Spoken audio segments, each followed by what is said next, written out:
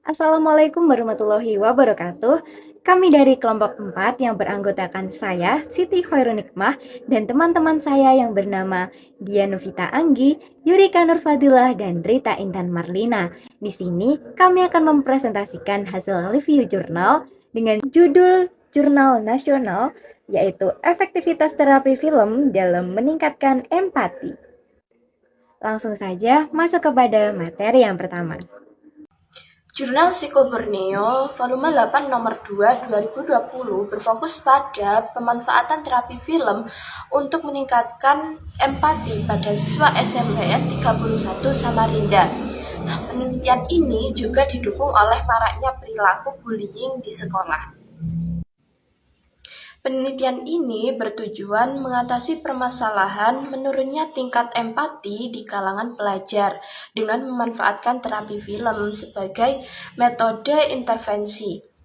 Subjek diharapkan menerapkan sesi terapi film individu yang dilengkapi dengan teknik relaksasi dan memantau paparan subjek terhadap informasi terkait empati di luar intervensi penelitian. Oke, dalam penelitian ini ada beberapa variabel. Yang pertama yakni variabel bebas dalam penelitian ini yakni terapi film, dan variabel terikatnya yakni empati. Adapun confounding variabel yakni terapi film ini dilakukan di dalam ruangan yang tidak kedap suara, ukuran ruangannya pun juga kecil sehingga berpotensi siswa itu saling mengganggu. Selanjutnya yakni hipotesis penelitian. Terapi film dan empati ini bertujuan untuk mengetahui apakah subjek yang mendapatkan terapi film mengalami peningkatan empati apa tidak. Dan ternyata hasil dari penelitian tersebut menunjukkan hasil yang signifikan bahwa kelompok yang mendapatkan terapi film menunjukkan adanya peningkatan empati yang sangat pesat. Oke, saya akan menjelaskan mengenai metode penelitian. Yang pertama ada partisipan. Partisipan dalam penelitian ini adalah 60 siswa, yang mana 30 siswa diantaranya dijadikan sebagai kelompok eksperimen dan 30 siswa selanjutnya dijadikan sebagai kelompok kontrol. Subjek tersebut berusia antara 14 sampai 15 tahun yang merupakan siswa dari SMP negeri di Samarinda. Desain yang digunakan dalam penelitian ini adalah non-randomized, pretest, post-test, control group design.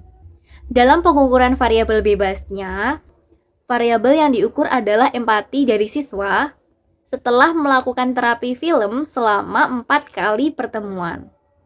Prosedur eksperimennya adalah dengan mengumpulkan data dengan skala empati berdasarkan aspek yang dikemukakan oleh Davis, yaitu pengambilan perspektif imajinatif, perhatian empatik, dan distres pribadi. Hasil dari penelitian ini menunjukkan bahwasannya terapi film ini efektif untuk meningkatkan empati dari siswa. Kesimpulan dari penelitian ini adalah adanya peningkatan dari empati siswa setelah melalui terapi film yang dilakukan selama 4 kali pertemuan. Film ini bermanfaat untuk menstimulasi siswa untuk memiliki pemikiran yang lebih kritis dan juga menyadari dan memperluas pandangan yang dia punya. Dan membuat siswa memahami bahwa manusia itu berbeda-beda, sehingga dia dapat menghargai dirinya dan juga orang lain di sekitarnya. Pada penelitian jurnal yang dibahas, dijelaskan bahwa penelitian ini membahas tentang masalah signifikansi penurunan tingkat empati di kalangan siswa terkait dengan prevalensi perilaku intimidasi di lingkungan sekolah. Diharapkan dengan memanfaatkan terapi film sebagai metode intervensi, penelitian ini bertujuan untuk meningkatkan empati dan berpotensi mengurangi kejadian intimidasi.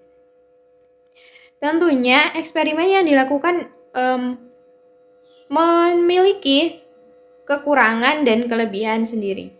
Kelebihan dari desain penelitian non-randomized pretest post-test control group adalah kemampuannya untuk membandingkan efek intervensi antara kelompok eksperimen dan kelompok kontrol sebelum dan sesudah dilakukannya perlakuan. Hal ini itu memungkinkan untuk melihat perubahan yang disebabkan oleh intervensi secara langsung.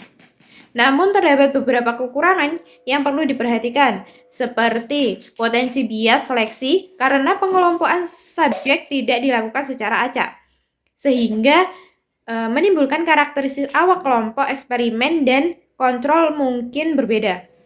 Selain itu, desain ini juga sangat rentan terhadap bias pengamatan karena tidak adanya randomisasi dalam penempatan subjek ke dalam kelompok-kelompok tersebut. Kelebihan penelitian ini meliputi fokus yang jelas pada topik yang relevan dan penting. Penggunaan desain eksperimen dengan teknik purpose sampling dan implikasi praktis penggunaan terapi film untuk meningkatkan tingkat empati di kalangan siswa. Studi ini berkontribusi pada literatur yang ada tentang pengembangan empati dan strategi intervensi untuk mengatasi perilaku intimidasi di sekolah. Namun, pada penelitian ini juga menghadapi beberapa keterbatasan, seperti tantangan dalam memfasilitasi diskusi dan refleksi antar subjek. Selanjutnya ada masalah logistik selama sesi terapi dan adanya kesulitan dalam pengumpulan data. Keterbatasan ini mungkin berdampak pada efektivitas dari intervensi secara keseluruhan dan kemampuan generalisasi temuan. Terima kasih.